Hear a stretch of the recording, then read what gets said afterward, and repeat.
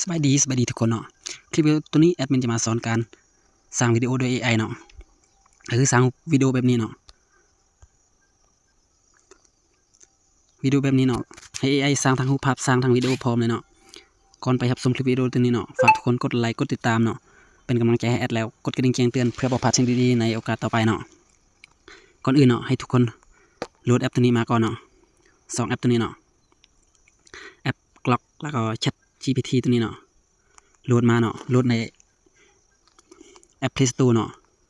เมื่อทุกคนโหลดมาแล้วเนาะให้ลงชื่อเข้าใส่เรียบร้อยเนาะแล้วให้ทุกคนเข้าไปในแอป ChatGPT ก่อนเนาะกดเข้าไปเลยในแอป ChatGPT ตัวนี้เนาะแอป ChatGPT ตัวนี้เนาะเราสามารถสร้างรูปภาพก็ได้เนาะแต่บ่สามารถสร้างวิดีโอได้เนาะผู้ใดอยากสร้างรูปภาพเนาะแอดมินจะเปะลิงก์วิดีโอที่แอดมินเฮ็ดสอนเป็นวิดีโอเนาะไว้ลงวิดีโอตัวนี้เนาะก่อนอื่นเนาะให้ทุกคนให้ AI ตัวนี้สร้างพรอมให้เราก่อนเนาะ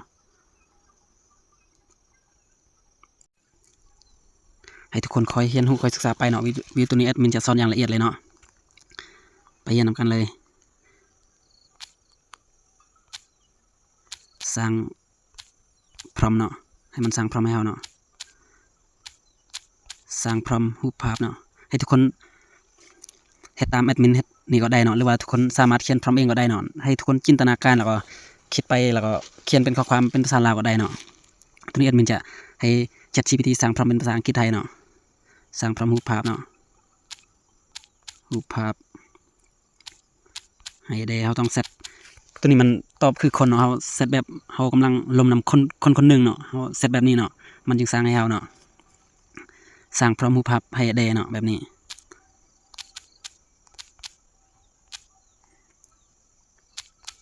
รูปนั้นมีนักเรียน2 คนเนาะนักเรียน2 คน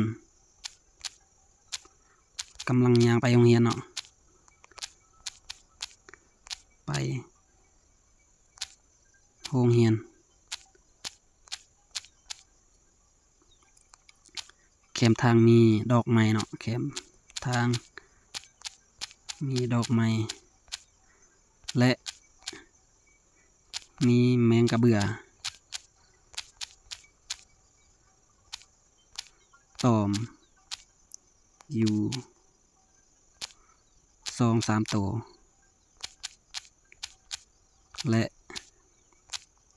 กำลังบินแด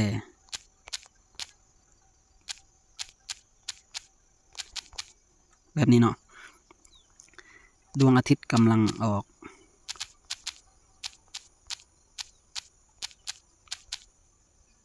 กำลังสร้างแสงจะออกอากาศสดใสสำนีก็พอเนาะแล้วให้กดส่งเลยแล้วมันจะประมวลผลแล้วมันจะสร้างพรอมให้เราเนาะเมื่อมันสร้างพรอมแบบนี้เนาะให้เราจงไว้อยู่นี่เนาะให้ทุกคนคัดลอกเนาะมันจงไว้เนาะแล้วให้แอดมินจะสอนแต่ละขั้นตอนเนาะให้ทุกคนกดค้างเลยเนาะกดค้างแบบนี้เนาะแล้วให้เลือกข้อความตัวนี้เนาะตัวที่2ตัวนี้เนาะแล้วให้กดค้างอีกเนาะให้เราเลือกข้อความที่เราต้องการจะคัดลอกไปเนาะคัดลอกข้อความพรอมที่มันสร้างเนาะคัดลอกเลยแล้วเราไปอยู่ในแอปGrokตัวนี้เนาะให้ทุกคนโหลดมาจากแอป Play Store กันเนาะกดเข้าไปเลยแล้วสมัครเนาะให้ทุกคนสมัครเป็นที่เรียบร้อยเนาะแล้วทุกคนสังเกตอยู่เทิงนี่เนาะมันจะมี2 ปุ่มแบบนี้เนาะให้ทุกคนกดตัวทำตัวนี้เลยคำถามตัวนี้เนาะถามตัวนี้เนาะแล้วกดวางพรอมตัวที่เราคัดลอกมาเมื่อกี้เนาะมาวางสำเร็จเนาะให้กดส่งเลยแล้วแอปGrokตัวนี้มันจะสร้างภาพให้เราเนาะถ้าเนาะมันกำลังประมวลผลเนาะนี่เราสามารถสร้างฟรีเนาะทาง ChatGPT แล้วก็Grokตัวนี้เนาะแบบนี้เนาะวิดีโอมันจะสร้างมาแบบนี้เนาะให้ทุกคนเลือกเอามักตัวใดก็คลิกเข้าไปเลยแบบนี้เนาะแล้วกดดาวน์โหลดบนนี้เนาะ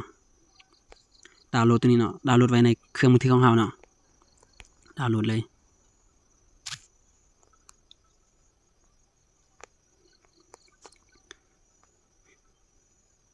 มื่อทุกคนดาวน์โหลดสำเร็จเนาะแล้วกลับมาใน ChatGPT อีกเนาะให้ทุกคนให้มันสร้างพร้อมอีกเนาะ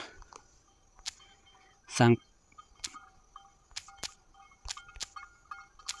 พร้อมวิดีโอให้ได้เนาะวิดีโอให้ได้แบบนี้เนาะเพียงแต่ว่าเขาเอาตัวที่เขาเขียนตัวทำอิฐตัวนี้มาใส่ก็ได้เนาะแต่ว่าเขาเปลี่ยนให้เป็นวิดีโอซื่อๆเนาะสร้างพร้อมวิดีโอให้ได้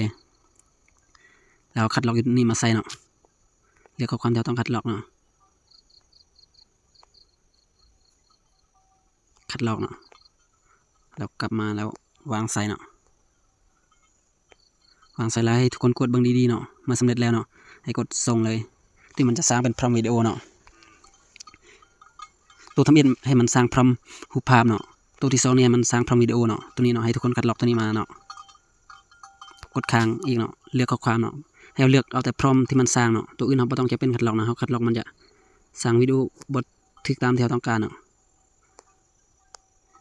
คัดลอกเนาะมาคัดลอกสำเร็จเนาะให้มาที่แอปกรอกคือเก่าเนาะให้ทุกคนสังเกตอยู่เทิงนี้เนาะย้ายมาเป็นตัวที่2ตัวนี้เนาะย้ายมาเป็นตัวนี้เนาะแล้วทุกคนเข้าบอลไม้บวกตัวนี้อีกเนาะรูปตัวนี้เนาะไม่จำเป็นตัวนี้มันตัวเราดาวน์โหลดให้มันสร้างแล้วเนาะให้ทุกคนมาอยู่ในวงตัวนี้เนาะ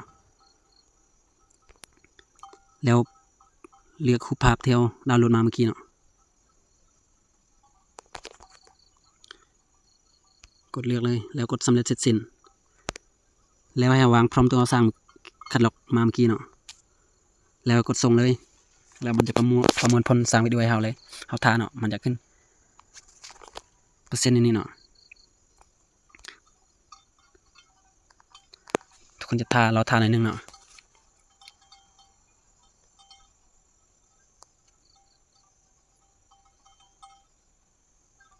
เมื่อมันสำเร็จเนาะทีนี้ทุกคนมันจะประกอบทั้งเสียงให้เราพร้อมเนาะนี่มันจะได้เป็นวิดีโอเนาะถ้าทุกคนอยากฟังเสียงให้กดเปิดเสียงอยู่เจตัวนี้เนาะอยู่มุมตัวนี้เนาะนี่มันเป็นแบบนี้เนาะ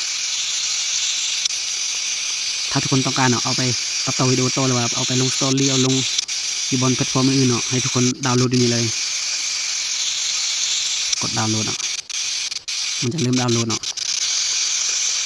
ถือว่าจบเพียงเท่านี้เนาะการให้วิดีโอสร้างรูปภาพและสร้างวิดีโอให้เราเนาะ